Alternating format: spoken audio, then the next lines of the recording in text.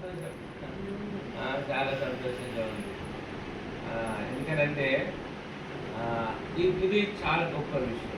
నరేష్ బాలు భక్తులు ఆరోగ్యవంతులు కావడానికి ప్రార్థన, తన భార్య అయిన తర్వాత పౌలిన తాను ఆరోగ్యంగా ఉండడానికి ప్రార్థన, వారి సంతానం కొరకు ప్రార్థన, వాళ్ళకి వాక్యం చెప్పి వాళ్ళని అన్ని నిమిషాలు బలపరచుదాం. ఇదంతా జరుగుతుంది. అయితే రెండవ ఒక మాటకి ఈ దినమున ఒక పేరు నామకరణ చేయడానికి, ఆ నామము ద్వారా ఆ బిడ్డ బ్రతికి బాగుగా ఉండి మంచి భవిష్యత్తు కలిగి దేవుని సన్నిధిని అనుభవిస్తూ దేవుని యొక్క మంచితనములో దేవుని వాక్యానుసారంగా ఆ బిడ్డ జీవిస్తూ తన తల్లిదండ్రికి, తన అక్కగారు సంఘం, వారి యొక్క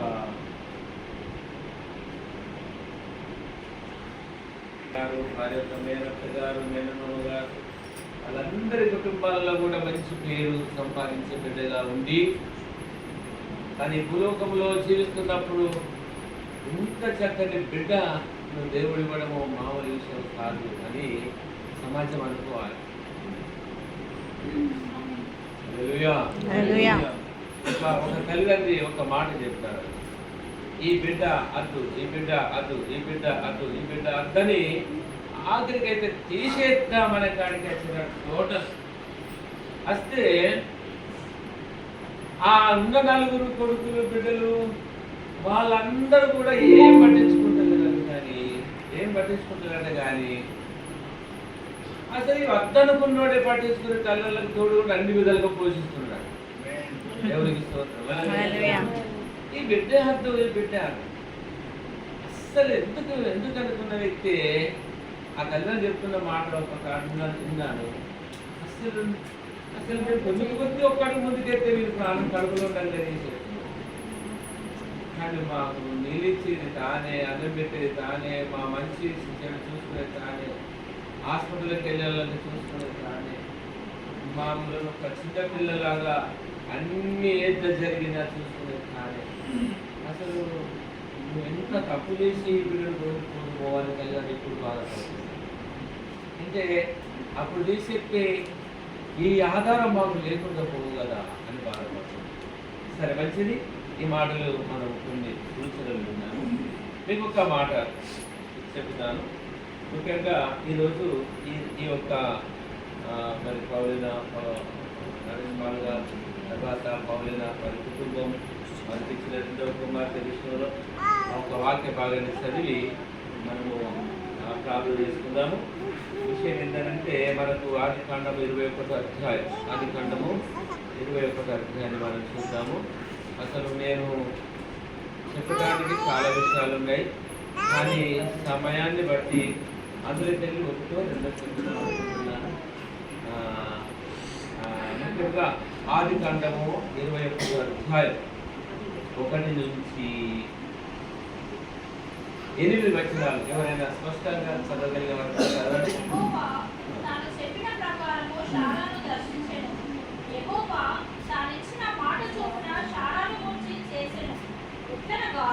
దేవుడు అబ్రహాముతో చెప్పిన నిర్ణయ కాలంలో శారా గర్భవతి అయి అతని ముసలితనమందు అతనికి కుమారుని కనెను. అప్పుడు అబ్రహాము తనకు పుట్టినవాడును తనకు శారా కనినవాడునైన తన కుమారునికి ఇస్సాకు అని పేరు పెట్టెను. మరియు దేవుడు అబ్రహాము ఇస్సాకు అతనికి పుట్టినప్పుడు అతడు 100 ఏళ్లవాడు. అప్పుడు శారా, దేవుడు నాకు నమ్ము కలుగజేసెను, వినువారిలా నా విషయమై నమ్ముదునెను. మరియు శారా పిల్లలకు స్తన్యమిచ్చునని ఎవరు అబ్రహాముతో చెప్పును, నేను అతని ముసలితనమందు కుమారుని కంటిని కదా అనెను. ఆ పిల్లవాడు పెరిగి పాలు విడిచెను. ఇస్సాకు పాలు విడిచిన దినమందు అబ్రహాము గొప్ప విందు చేసెను.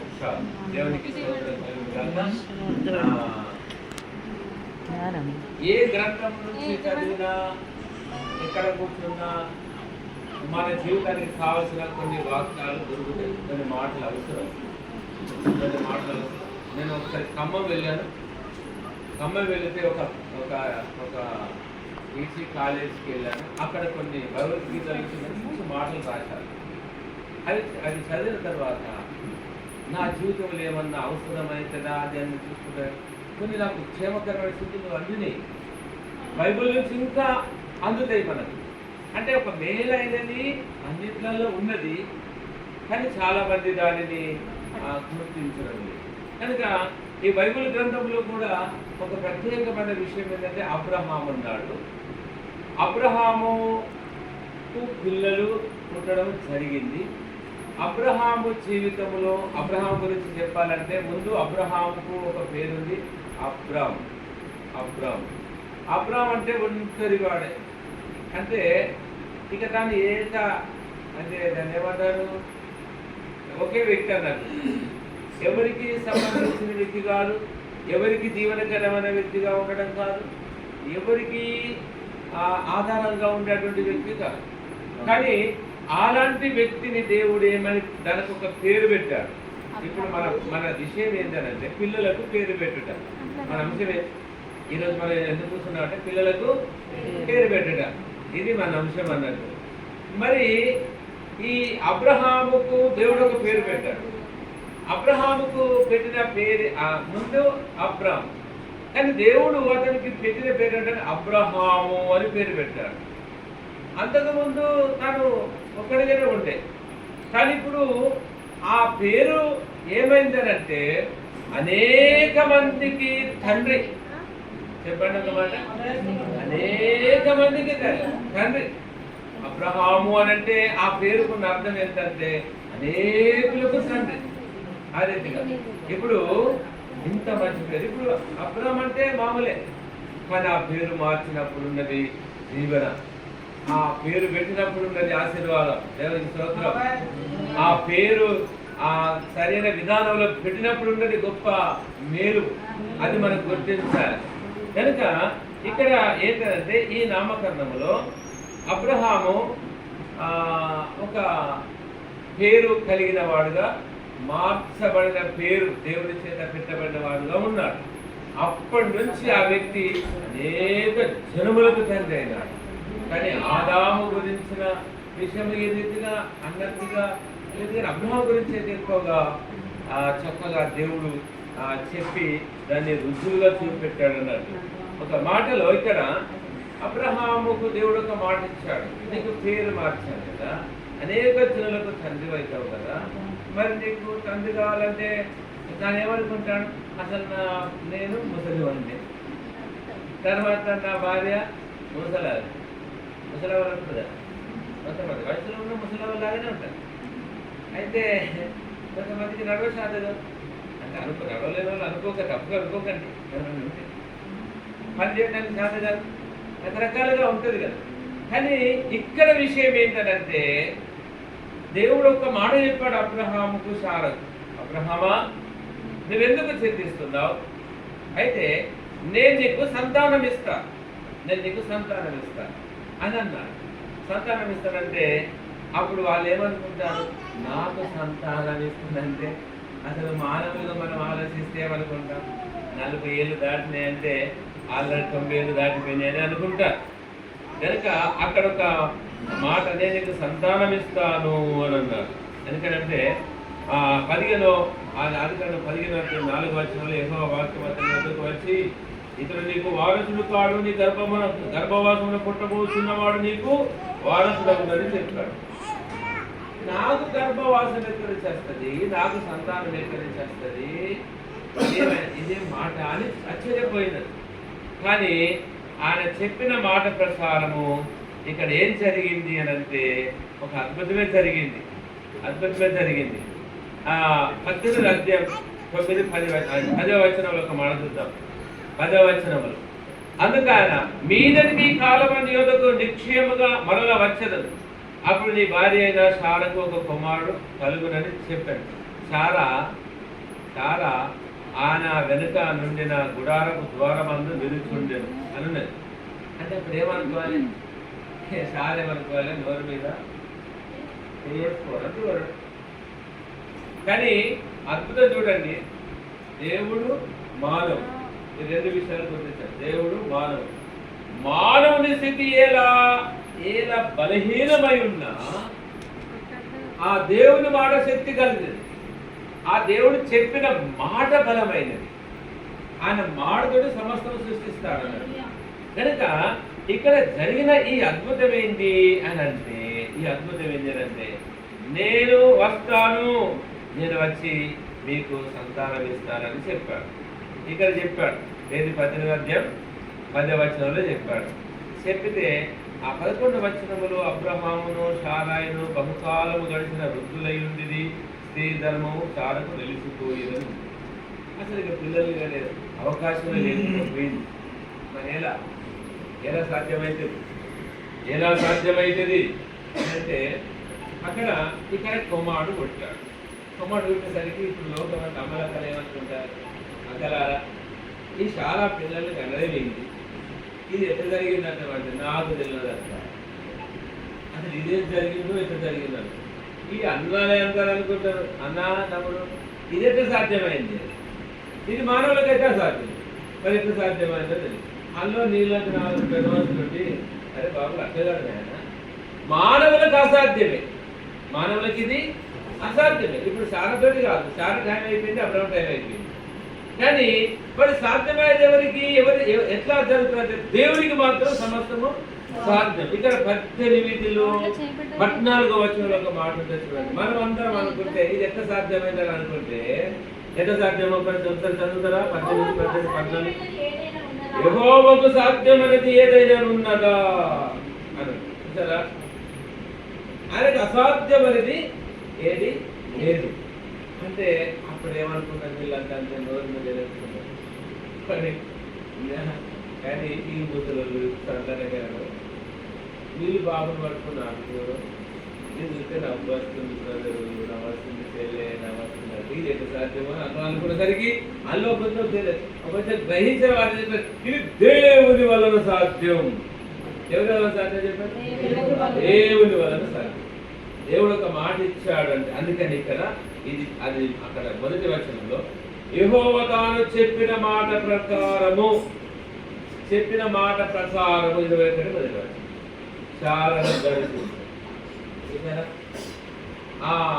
చాలా మన వంట రూములో ఉన్నటువంటి మరియను దేవదూత వచ్చి మరియా నీకు శుభము కలుగును అంటే ఆ మాట అక్కడ కార్యం జరిగింది. అంటే దేవుని స్తోత్రం హల్లెలూయా. అందుకని మన అందరికి ఏం చెప్పాలంటే నీకు వేరే ఏమనద్దు, నీకు శుభం కలుగుతుంది. ఏమనాలండి?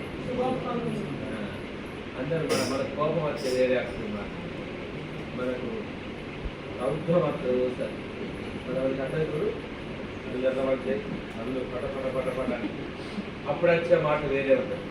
కానీ ఎప్పుడు కూడా దీర్ఘశాంతంతో నీకు మేలు కలుగు బిడ్డా, నీకు మేలు కలుగును కాక, కుమారుడా నీకు మేలు కలుగును కాక, సహోదరి నీకు మన అక్క నీకు మేలు కలుగును, చెల్లె నీకు మేలు కలుగును కాక, నీకు శుభం కలుగును కాక, హల్లెలూయా, మరియా నీకు శుభం కలుగును కాక అన్నటువంటి మాట అక్కడ మనకు అర్థమవుతుంది. సారా నువ్వు దర్శించిందంటే సారా దగ్గరికి వచ్చిన మా దేవుడు ఏమంటాడు? మరియాని కుమారుడు కలుగుతాడు. ఏమంటాడు చెప్పండి? కుమారుడు కలుగుతాడు. అట్లా ఆయన అన్నాడు, అద్భుతంగా కుమారుడు వచ్చేసాడు. ఆ కుమారుడికి వచ్చిన తర్వాత కుమారునికి మరి పేరు పెట్టాలి. ఏం పేరు పెడతాం? ముసలకు ఎప్పుడు ఫలితం పట్టుకొని బాధపడుకుంటుండే మనకు ఇప్పుడు ఏం పేరు పెట్టుకున్నా అంటే ఒక మంచి పేరు. ఏం పేరు అంటే ఇస్సాకు. ఏం పేరు పెట్టడం జరిగింది? 3వ వచనంలో ఆ మాట ఉంటుంది కదా, ఆ కుమారుడికి తన కుమారునికి ఏం పేరు పెట్టారు? 21:3లో ఇస్సాకు అని పేరు. ఇస్సాకు అంటే దాని అర్థం ఏంటంటే నవ్వుట. ఏంటట? నవ్వు. ఆ కుమారుడు చూసే వరకే నవ్వస్తుంది. నాకు కుమారుడు పుట్టినాడు అంటే అది నాకు కుమార్తె పుట్టిందని ఇప్పుడు పౌలీనా నరేష్ ఏం చేస్తారు? ఏడతారా? ఏం చేస్తారు? సంతోషపడతారు. పౌలీనా ఏం చేస్తారు? అమ్మో నా బంగారం, నా బంగారం, నా బంగారం. అట్లా బంగారమే, బంగారం కంటే మించిన బంగారం. అట్లా బిడ్డను పట్టుకొని చిన్న పోయి చూస్తూ పొక్కు పెట్టారు. బిడ్డను పట్టుకొని అబ్బాయి ఏం సంతోషం కదా. నాకు 2 బిడ్డలు పెట్టారు. 2 బిడ్డలు పెడితే నా బిడ్డలు పట్టుకొని హాస్పిటల్లా రోజు బంగారం అని ఎత్తుకుంటూ ఆడుకుంటుంటే ఆ హాస్పిటల్లో ఆ హాల్లో ఉన్న వాళ్ళందరూ ఈ కాలంలో బిడ్డలంటే సంతోషపడే తండ్రిని చూస్తున్నామన్నారు. తండ్రిని చూస్తున్నామని అన్నారు. హల్లెలూయా. ఆ కాలంలో ఒక తండ్రికి బిడ్డ పుడితే మా అమ్మకు గుండె పొట్టు వచ్చిందట. ఎంతనే ఇంటికి రమ్మని అట్టిగా అబద్ధం మాట చెప్పి అటేపోయినాడు. అంటే అందుకని మనం గమనించాలి. నవ్వు తర్వాత ఇక్కడ ఈ యొక్క బిడ్డకు నవ్వని పేరు పెట్టుకుని ఆ బిడ్డ చూసి ఎప్పుడు సంతోషంగా ఉంటుంది. ఆ బిడ్డకు సంతోషమే, పిల్లలకు సంతోషం, ఎప్పుడు నవ్వడమే, ఆనందంగా ఉండడం. రెండవదిగా ఏం చేశారో చూద్దాం. రెండవదిగా ఏం చేశారంటే ఏం చేశారు? 4వ వచనం చదవండి. మరియు దేవుడు అబ్రహాముకు ఆజ్ఞాపించిన ప్రకారం అతడు 8 దినముల వాడైన ఇస్సాకునకు తన కుమారునికి సున్నతి చేశారు. అంటే ఒక ప్రతిష్ఠత కలిగించిన వ్యక్తినిగా చేశాడు. అంటే ప్రతిష్ఠ చేయడం జరిగింది. అంటే దేవుని కొరకు నిలబడే వ్యక్తిగా, బ్రతికే వ్యక్తిగా చేయడం జరిగింది. పాపం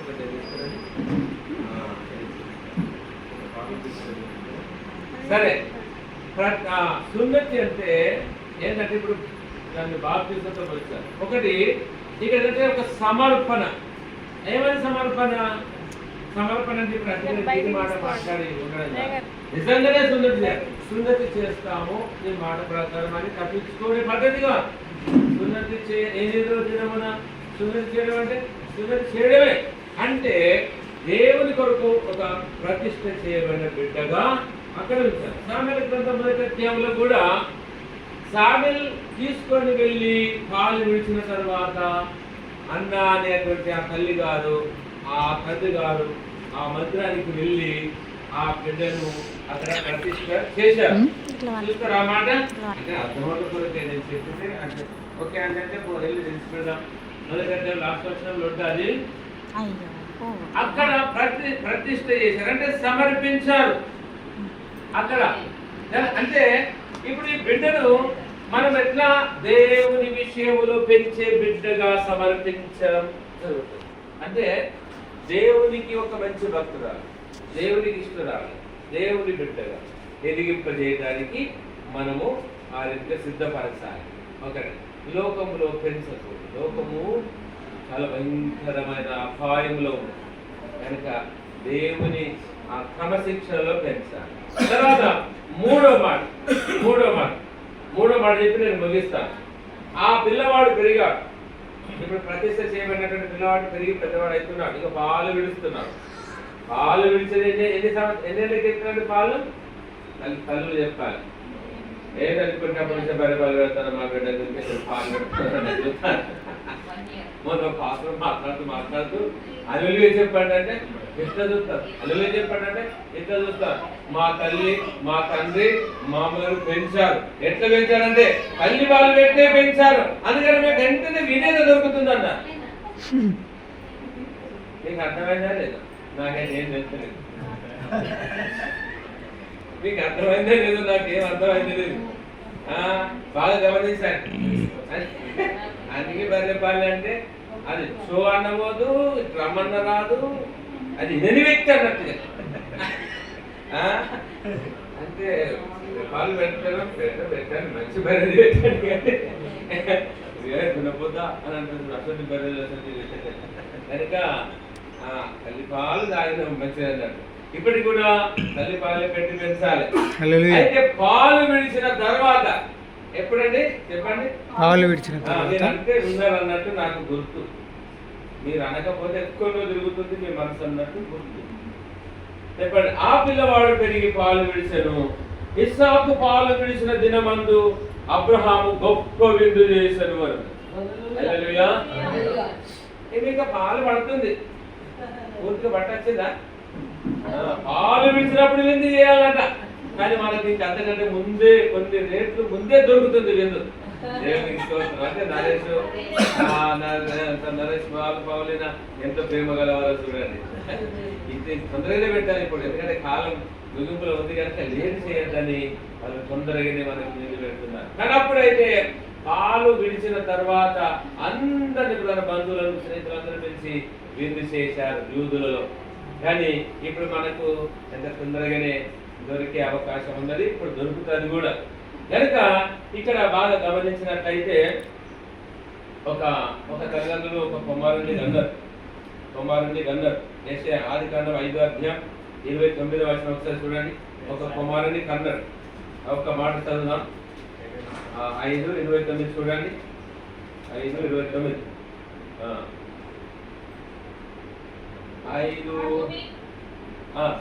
చదవండి. బాగా వినండి. భూమిని యెహోవా శపించినందువలన కలిగిన మన చేతుల కష్టము విషయంలో మన పని విషయంలో అతడు మనకు నెమ్మది కలగజేయననుకొని అతనికి నోవాహు అని పేరు పెట్టారు. ఒక పేరు పెట్టారు.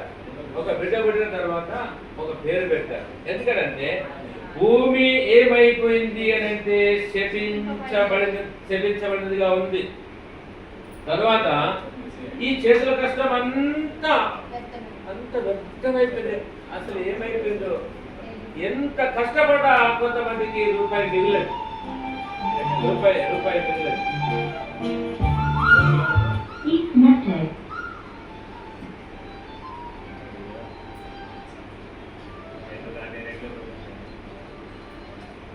అప్పుడేమో ప్రశాంత్ పాట పాడతానంటే రాలే, ఇప్పుడే వద్దని అంటారు. గమనించండి ఇక్కడ గమనించండి. భూమి అంతా శపించబడ్డదంట. అందుచేత ఇక్కడ తర్వాత వారి చేతుల కష్టం విషయంలో అంత నష్టం వ్యర్థమైపోయిందంట. అంత ఏమి లాభం లేకుండా అయిపోయింది. అయితే ఇప్పుడు వచ్చినటువంటి ఈ కుమారుడు, ఈ సంతానము మనకు నెమ్మదినిస్తారు. ఆ బాధ, ఆ వేదన, ఆ దుఃఖము, ఆ రాబడి విషయంలో అదంతా వెళ్ళిపోతుంది. ఇప్పుడు మళ్ళీ మనకు క్షేమ కలుగుతుంది. అంటే నిజంగానే ఆ భూమి అంతా నష్టమైపోయింది, ఏమి లేకుండా అయిపోయింది. అసలు కష్టం అంతా ఎక్కువ పోయింది. తర్వాత 150 దినముల తర్వాత మళ్ళీ కొంత భూమి కనబడడం ప్రారంభించింది. తర్వాత గాలి వీచడం ప్రారంభించింది. తర్వాత మళ్ళీ బ్రతుకు తెరువు కొరకైనటువంటి పనులు ప్రారంభమై జీవనోపాధి కావాల్సిన ఆధారం దొరకడం ప్రారంభించింది. అప్పుడు భూమి అంతా ఎదుగుగా సంతానం చేత విస్తరించడం జరుగుతుంది మళ్ళా.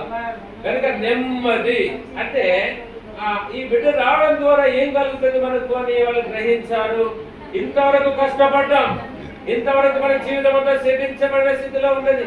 చేతుల కష్టం అంతా వ్యర్థమైపోతున్నది. మన రాబడంతా ఏమైపోతుందో తెలియదు. అంత నష్టం, అంత మనసంత వేదన, అంత దుఃఖమే మిగిలింది. కానీ మనకు నెమ్మదంటూ కనబడకుండా పోయింది. ఈ పరిస్థితిలో బతికి బయట పడతామో లేమన్నటువంటి స్థితిలో మనం ఉండిపోయినాము. అయితే ఇప్పుడు ఈ బిడ్డ ద్వారా మనకి ఏం కలుగుతుంది? నెమ్మది. చెప్పండి, తల్లిదండ్రులు చెప్పండి, సంతోషంగా చెప్పరాదు, గట్టిగా చెప్పరా, చెప్పండి. నెమ్మది. నెమ్మది. నా బిడ్డను బట్టి నాకు చాలా నెమ్మది. హల్లెలూయా. నెమ్మది. దేవునికి స్తోత్రం కలుగుతుంది కాక.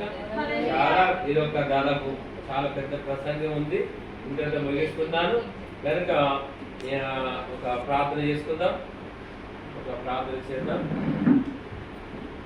ఈ వాక్యము మనందరిలో ఫలించినట్లుగా ఒక ప్రార్థన చేద్దాం.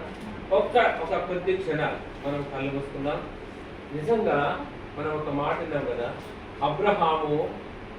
అబ్రహాం అనే పేరు మార్చబడక ముందు అబ్రహాం మాత్రమే ఉన్నాడు. కానీ ఆ పేరు పెట్టిన తర్వాత తాను దీవించబడుతో పాటు భూలోకములో ఉన్న వంశములన్నిటికీ దీవెనకరమైన వ్యక్తిగా మారినాడు. ఒక పేరు పెట్టితే అంత దీవెనకరంగా ఉంటారు.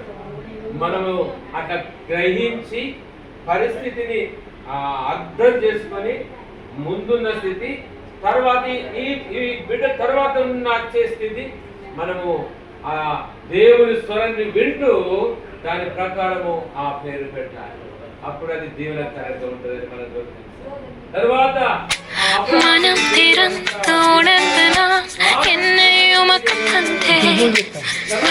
కుమారుడు సాగు, అతడు కూడా ఈ ప్రపంచంలో భూలోక వంశాలన్నిటికీ దీవెనకరమైన వ్యక్తిగా మారినాడు. అతని వాళ్ళందరికీ సంతోషం, వారికి సంతోషం, తర్వాత అతని కుటుంబానికి సంతోషం. తర్వాత ఒక కుటుంబంలో ఒక తల్లిదండ్రి ఒక పేరు పెట్టారు, నోవాహు అని పేరు పెట్టారు. నెమ్మది కలుగుతున్నది నా బ్రతుకులో, నెమ్మది. ఫస్ట్ నుంచి దీవించబడ్డాడు, అనేకులకు దీవెనకరంగా వ్యక్తులుగా ఉన్నారు. తర్వాత ఇక్కడ సంతోషం కలిగించే పేరు పెట్టుకున్నారు. తర్వాత ప్రతిష్టగా ఆ చేయబడిన జీవితంగా బిడ్డలిచ్చారు. తర్వాత ఒక విందు చేశారు. నాకు ఇంత గొప్ప మేలు చేస్తున్నారు, ఈ బిడ్డను బట్టి మాకు నెమ్మదిస్తున్నారు, అవును తండ్రి, ఈ బిడ్డను బట్టి మాకు ఆశీర్వాదం ఇస్తున్నారు. అవును తండ్రి, స్తోత్రాలేసయ్యా, కృతజ్ఞతాస్తుతులు దేవా, వందనాలు తండ్రి, నీకు వందనాలు. హల్లెలూయా, హల్లెలూయా, హల్లెలూయా, హల్లెలూయా. సరే సరే, ప్రార్థన చేసుకుందాం. ఈ వాక్యాన్ని బట్టి మనం ప్రార్థన చేసుకుందాం.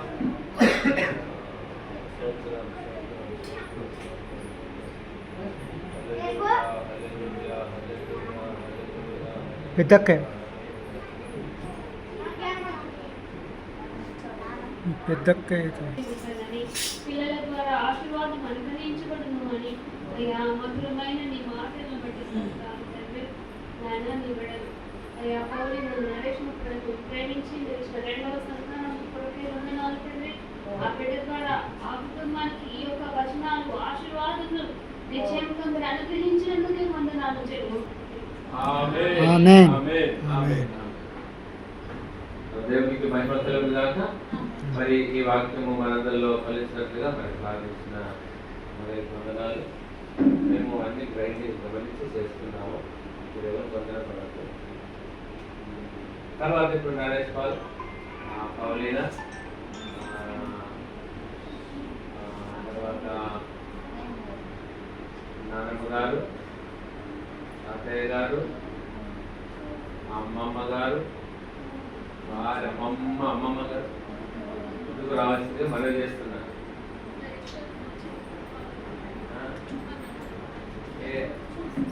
అంటే అక్కడ వేరే అన్ని చేస్తున్నారు. ఇక్కడ ఒక ఆమెకు నామకరణం ప్రార్థన చేసిన తర్వాత ఉయ్యాలు వేసి ఇంకా కార్యక్రమాలు చేస్తారా? మీరు ఎట్లా కొన్ని వస్తువులు తీసుకురాలి కదా.